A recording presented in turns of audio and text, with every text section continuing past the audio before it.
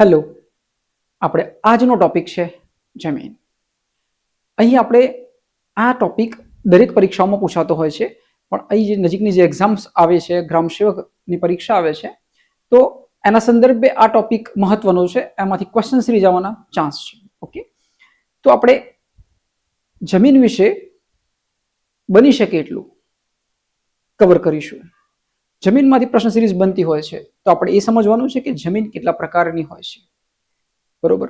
પછી જમીનનું સંરક્ષણ કેવી રીતે થઈ શકે છે અને કઈ જમીનમાં કયો પાક થઈ શકે છે. અને આપણી એક મહત્વની સંસ્થા છે ICAR, એના પ્રમાણે જમીનના કેટલા પ્રકારો છે. ઓકે, તો આ કન્સેપ્ટ આપણે સમજવાનો છે. અને જમીનના સ્તર કેટલા છે. જુઓ, ટોપિક થોડો ડેપ્થ છે, આપણને ડેપ્થ પૂછાવાનું નથી. આપણને પ્રિલિમ્સ આપી રહ્યા છે, તો પ્રિલિમ્સની અંદર કેવું હોય, પ્રિલિમ્સ જેવું જ હોય. ઓકે, કોઈક એવી એક્ઝામ હોય કે જેની અંદર ડેપ્થ હોય તો એમાં ડેપ્થમાં જવાનું, બરોબર. તો તમે જો દરેક વસ્તુની ડેપ્થ વાઇઝ વાંચવા જશો ને તો સમય બહુ લઈ લેશે. એટલે તમે પહેલા તો પ્રાઇમા બેસ પર એવું વાંચો કે જેની અંદર તમે સમજી શકો. કોઈ તમને પૂછે કે જમીન શું છે તો એની વ્યાખ્યા આપી શકો, કેટલા ટાઈપ્સ છે આપી શકો, એ ટાઈપ્સની જમીનમાં કયા પ્રકારનો પાક થાય છે એ તમે સમજાઈ શકો. ઓકે, જમીનના સ્તર કેટલા છે સમજાઈ શકો, અને જમીનનું સંરક્ષણ કેવી રીતે કરી શકાય. ઓકે, આજે ધોવાણ થતું હોય તો કેવી રીતે કરી શકાય, એની પદ્ધતિઓ છે, બરોબર. તો આપણે એટલું જાણવાનું છે. ICAR સંસ્થા છે, એના આધારે જમીનના કેટલા પ્રકાર છે ઘણીવાર પૂછાતું હોય છે. 8 પ્રકાર છે, તો આપણે ઘણીવાર પૂછાતું હોય છે. ઓકે, તો શરૂ કરીએ. જમીન, સોઇલ.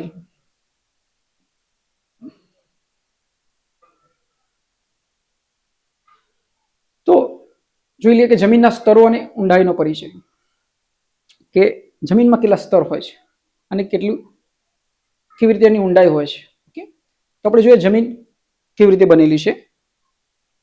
તો તમે ધ્યાનથી સાંભળજો. 1 નંબર કે આવવાની સંભાવના બહુ જ છે, બરોબર. અને સોઇલ છે ને દરેકમાં કામ લાગે છે. તમે કોઈ બી એક્ઝામ આપો, GPSC આપો, ક્લાર્કની એક્ઝામ આપો, કોઈ બી આપો, બરોબર. અહીં જે છે એટલું બધું ડેપ્થ નથી, પણ કેવું છે કે તમને પ્રાઇમા બેસ પર કામ લાગી જશે. તમારી અંદર છે ને કોન્ફિડન્સ પેદા કરી લેશે કે ભાઈ હા આવું કંઈક આવે છે. પછી શું કરજો, તમે ક્વેશ્ચન સિરીઝનું સેટ બનાવીને રિપીટ કરી દેજો. અહીં બી આપણે ક્વેશ્ચન સિરીઝનો એક વિડીયો અપલોડ કરીશું જેની અંદર જમીનના ક્વેશ્ચન હશે. આવા દરેક ટોપિક ચલાઈ ગયા પછીના MCQs રિપીટ કરજો, અને પછી તમે ઓલ્ડ પેપર છે એની ક્વેશ્ચન સિરીઝ રિપીટ કરજો, બરોબર. બસ આટલું કરવાનું હોય. જમીનના સ્તરોને ઊંડાઈનો પરિચય. જમીન એ પૃથ્વીની સપાટીનું સૌથી ઉપરનું પડ છે. કેવું પડ છે? ઉપરનું પડ છે, જે ખડકોના વિઘટન અને જૈવિક દ્રવ્યોના મિશ્રણથી બને છે. ખડકોના વિઘટન અને જૈવિક દ્રવ્યોના મિશ્રણથી બને છે. ઓકે, જમીનની ઊંડાઈ તેના નિર્માણની પ્રક્રિયા અને લાગેલા સમય પર આધાર રાખે છે. સરસ ક્વેશ્ચન છે. જમીનની ઊંડાઈ કેટલી છે તો એ કેટલા સમયથી ત્યાં હયાત છે, તો લાગેલા સમય પર આધાર રાખે છે. સામાન્ય રીતે લાંબા સમય સુધી બનેલી જમીન વધુ ઊંડી અને ફળદ્રુપ હોય છે, જે ખેતી માટે ઉત્તમ ગણાય છે. તો કોઈ કે તમને કે જમીન ઉપરનું પડ છે, આપણને બધાને ખબર છે. શેનાથી બનેલું છે? ખડકોના વિઘટનથી, જૈવિક દ્રવ્યોના મિશ્રણથી, બરોબર. કેટલાય સૂક્ષ્મ જીવો એની અંદર દફન થઈ ગયા છે, બરોબર. કેટલાય મોટા જીવો એની અંદર દફન થઈ જાય છે, બરોબર. મૃત થયેલા જે પ્રાણીઓ હોય છે, પક્ષીઓ હોય છે, છેલ્લે અંતે જમીનમાં વિઘટન પામેલા હોય છે, બરોબર. તો શું કહેવા માંગે છે? જૈવિક દ્રવ્યોના મિશ્રણથી બને છે અને ખડકોના વિઘટનથી બને છે. Okay, done. તો આપણે વધીએ આગળ. હવે નેક્સ્ટ તરફ, કે જમીનની ઊંડાઈ અને પરિપક્વતા મુખ્યત્વે કયા પરિબળ પર આધાર રાખે છે? સૌથી વધુ આધાર કયો છે જમીનની ઊંડાઈ બાબતે? આપણે શું કીધેલું કે સમયગાળો, બરોબર, કે લાગેલા સમય પર આધાર રાખે છે. કેટલો સમયગાળો છે, બરોબર. નેક્સ્ટ ક્વેશ્ચન સિરીઝ, કે જમીનની ઊંડાઈની પરિપક્વતા મુખ્યત્વે કયા પરિબળ આધાર રાખે? જમીન ઊંડી છે, બહુ સમય જૂની હશે, પરિપક્વતા એ રીતે હશે, તો સમયગાળો આધાર રાખે છે. જમીનના સૌથી ઉપરના પડને શું કહેવામાં આવે છે? ઓકે, બેડરોક, સબસોઇલ, ટોપ સોઇલ કે રેતી? તો જુઓ, જમીનનું સૌથી ઉપરનું પડ છે, બરોબર. તો ઉપરના પડને શું કહેવાય? શું કહેવાય? ટોપ. Okay, done. નેક્સ્ટ, જમીનની ક્ષિતિજો, સોઇલ હોરિઝોન્સની સમજ. જમીનની ક્ષિતિજો. હવે જો આ એક એવો ક્વેશ્ચન છે કે પૂછાતા તો કોઈ એવું છે નહીં, પણ તમને એટલા સ્તર ખબર હોવા જોઈએ કે જમીન છે ને એની અંદર સ્તરો હોય. જમીનને ઊભી રીતે કાપતા, જમીન છે અને ઊભી રીતે કાપતા જુદા જુદા સ્તરો જોવા મળે, જેને સોઇલ પ્રોફાઇલ કહે છે. આ જમીનનો કટકો છે, અને આમ ઊભી રીતે કાપીએ તો આ સાઈડનો જે પોર્શન છે એમાં જે સોઇલ પ્રોફાઇલ જોવા મળે છે એ સમજવાની છે. જમીન ઊભી રીતે કાપતા તેમાં જુદા જુદા સ્તરો જોવા મળે છે, બરોબર. એ સ્તરો જોવા મળે છે જેને સોઇલ પ્રોફાઇલ કહેવાય છે. તેમાં એક ક્ષિતિજ સૌથી ઉપરનું અને હ્યુમસથી ભરપૂર હોય છે. તો આપણે એમ માની લો A, B, C આટલા સ્તર જોવા મળે છે એવું, બરોબર. તો તેમાં એક ક્ષિતિજ છે સૌથી ઉપરનું અને હ્યુમસથી ભરપૂર સ્તર છે. અહીં છે એ ઉપરનું છે અને હ્યુમસથી ભરપૂર છે. શેનાથી? હ્યુમસથી. ક્વેશ્ચન સિરીઝ બને આમાં. હ્યુમસથી ભરપૂર સ્તર નીચેનામાંથી કયું છે? એ સ્તર છે. એ રીતે કહેવા માંગુ છું. આપણે તો ઇઝી વેમાં જ જવાનું છે, બરોબર. બહુ ડેપ્થ જવાની જરૂર છે નહીં. જે લેવલની એક્ઝામ છે એ રીતે તો, બરોબર.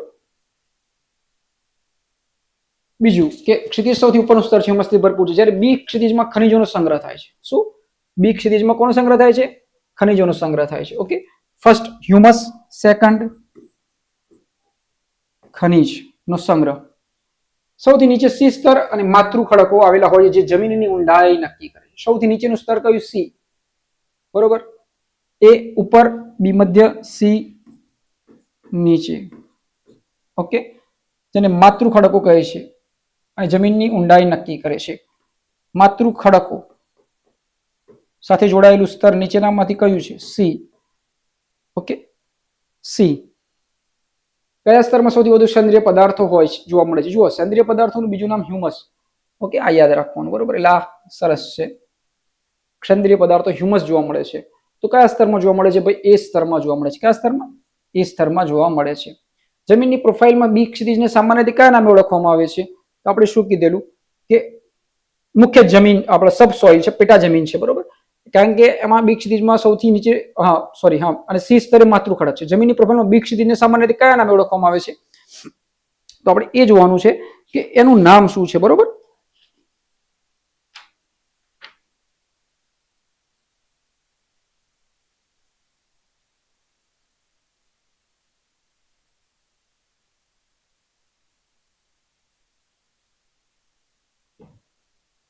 હવે આપણે આગળ વધીએ.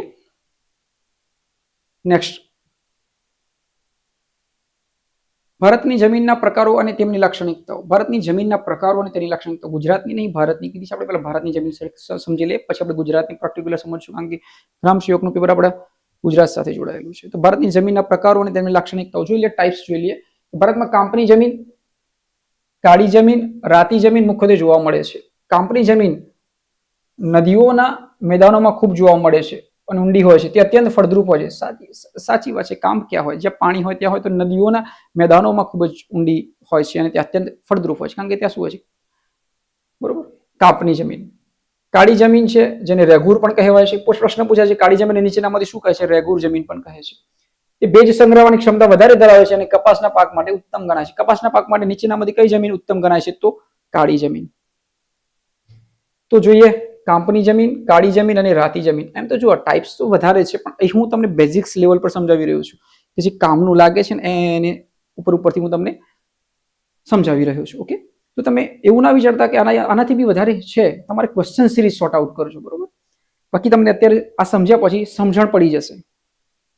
ભારતના કયા ભૌગોલિક વિસ્તારમાં સૌથી વધુ ઊંડી કાંપની જમીન જોવા મળે છે? આપણે આ ક્વેશ્ચન સિરીઝ જોવાનો છે, બરોબર. કયા પ્રકારની જમીન રેગુર તરીકે ઓળખાય છે? તેમાં ભેજ સંગ્રહવાની શક્તિ વધુ હોય છે. તો કઈ જમીન? કાળી જમીન, બરોબર. આ તમે સર્ચ કરી લો ઇન્ટરનેટ પર. એટલે તમે છે ને એની અંદર તમે ઘૂસો. પહેલા તો કેટલાક જવાબો બોલી દેવાથી તમને એવું થાય છે કે ઇટ્સ ઓકે જેવું છે, પણ જો તમને વર્ક કરવામાં આવે, તમારા દિમાગને વર્ક લગાવવામાં આવે તો તમે એને સર્ચ કરતા કરતા બીજું કંઈક વધારે જાણી શકો છો. ઓકે. આપણે સમજીએ છીએ પણ વાત છે ભારતના કયા ભૌગોલિક વિસ્તારમાં સૌથી વધુ ઊંડી કાંપની જમીન જોવા મળે છે? તો યાદ રાખવાનું આપણે શું કીધું? નદીઓનો જે પ્રદેશ છે એમાં ઊંડી ખીણો છે જ્યાં, ત્યાં. ઓકે. એટલે આપણને એટલી તો ખબર પડી જાય, ઓકે, કઈ જગ્યાએ હોઈ શકે છે, બરોબર. તો જુઓ, દક્ષિણનો ઉચ્ચ પ્રદેશ, ઉત્તરના મેદાનો, પશ્ચિમનું રણ અને હિમાલય પર્વતમાળા. તો ક્યાં હોઈ શકે? રાઈટ છે. નકશામાં જોઈએ તો કઈ જગ્યાએ હોઈ શકે? આપણે જોઈ શકીએ છીએ. આપણે અમે સર્ચ કરી લો. ઇઝી ક્વેશ્ચન છે પણ સર્ચ કરી લેજો. નેક્સ્ટ, જમીનની ઊંડાઈ અને ખેતીનું આયોજન. જમીનની ઊંડાઈ પાકના મૂળના વિકાસ અને જળ સંગ્રહ માટે અત્યંત મહત્વની છે. શું કીધું કે જમીનની ઊંડાઈ છે ને એ પાકના મૂળના વિકાસ માટે કેટલું મૂળ ઊંડું છે અને જળ સંગ્રહ માટે અત્યંત મહત્વની છે. ઊંડી જમીન લાંબા સમય સુધી ભેજ જાળવી શકે છે. સમજાઈ વાત? કે જમીન જો ઊંડી હોય ને તેમાં ભેજ વધારે હોય, એટલા માટે મહત્વ છે ઊંડી જમીનનું, જે વરસાદ આધારિત ખેતી માટે ફાયદાકારક સાબિત થાય છે. છીછરી જમીનમાં માત્ર ટૂંકા ગાળાના અને ઓછા મૂળ ધરાવતા પાકો જ સફળતાપૂર્વક ઉગાડી શકાય છે. જો વરસાદ આધારિત ખેતી કરવી હોય ને એના માટે કઈ જમીન જોઈએ? ઊંડી જમીન. કારણ કે વરસાદ ઓછો પડતો હોય તો જમીનમાં સંગ્રહ તો હોવો જોઈએ ને ભેજનો. એટલા માટે ઊંડી જમીન કામની છે. સમજાય છે વાત?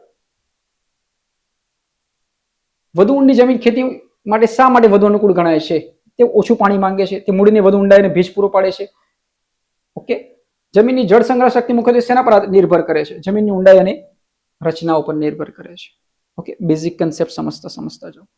ઓકે, આપણે જે સમજ્યા જમીન શું છે, જમીન ઉપરનું પડ, જમીનની સ્તર રચના A, B અને C. પહેલામાં હ્યુમસ, લાસ્ટમાં માતૃત્વ ખડકો, બીજામાં ખનિજો.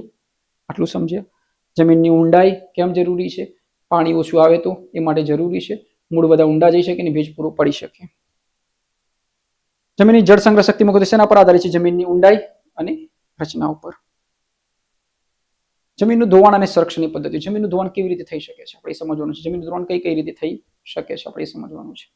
તો કુદરતી પરિબળો દ્વારા જમીનના ઉપરના પડનું ધોવાણ થવાથી તેની ઊંડાઈ અને ફળદ્રુપતા ઘટે છે. જમીનનું ધોવાણ અટકાવવા માટે વૃક્ષારોપણ કરવું જોઈએ, ખેતરમાં પાળા બાંધવા જોઈએ અને સીડીદાર ખેતી જેવી પદ્ધતિઓ અપનાવવી જોઈએ. જો સમજો કે પવન આવે તો બી કણો જાય, વધારે પડતું પાણી આવે તો બી ધોવાણ થાય.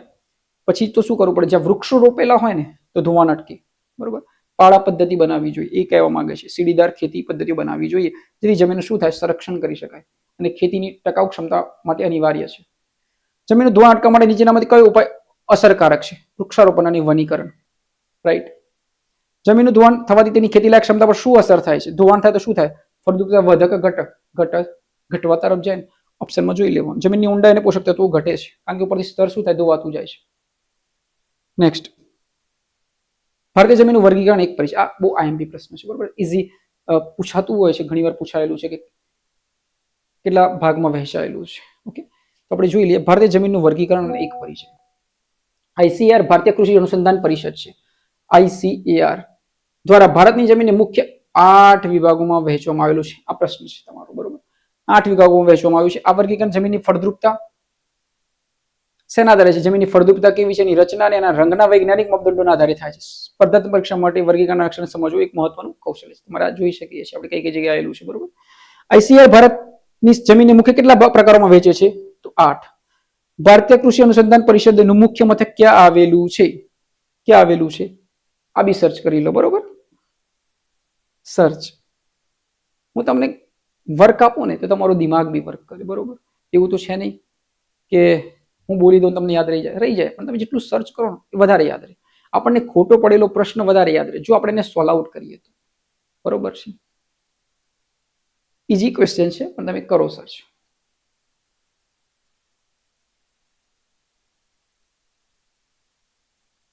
નેક્સ્ટ, કાંપની જમીન, ફળદ્રુપતા અને વિસ્તાર. તો આપણે જોઈએ, આપણે આગળ ભણેલા ટાઈપ્સ. તો કઈ જમીન? એક કાંપની જમીન વિશે ભણીએ. તો એના વિશે થોડી સમજ કેળવી લઈએ કે કાંપની જમીન ભારતના સૌથી મોટા વિસ્તારમાં, ખાસ કરીને ઉત્તર ભારતના મેદાનોમાં ફેલાયેલી છે. આ જમીન નદીઓ દ્વારા લાવવામાં આવેલા કાંપના નિક્ષેપણથી બને છે અને ખેતી માટે અત્યંત મહત્વપૂર્ણ ગણાય છે.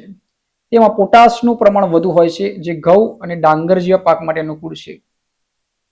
ખાદર નવો પાક અને બાંગર જૂનો પાક તેના બે મુખ્ય પ્રકારો છે. આ મોસ્ટ એમપી છે. 3 ક્વેશ્ચન બને છે.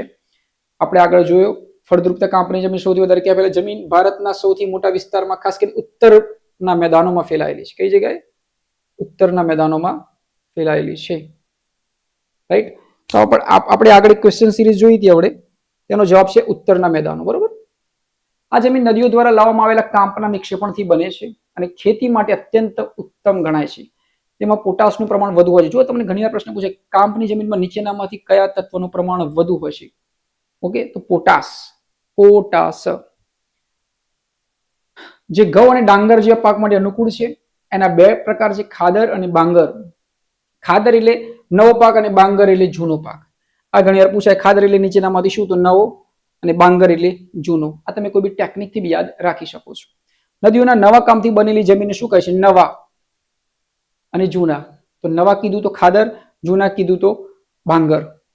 બરોબર, તો આપણે શું યાદ રાખવાનું? નવું શું લાયા? નવું ખાખી નું કપડું લાવ્યા. ખાખી એટલે ખાદર, કપડું. જૂનું બહુ જૂનું કપડું,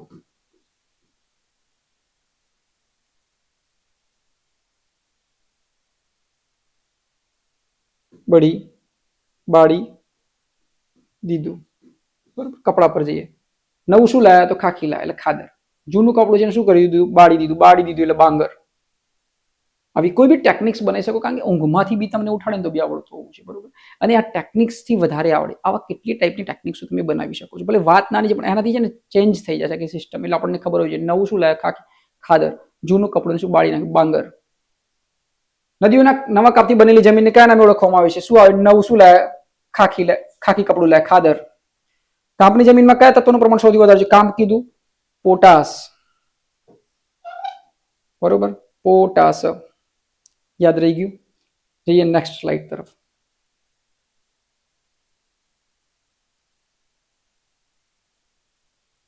કાળી જમીન જોઈએ.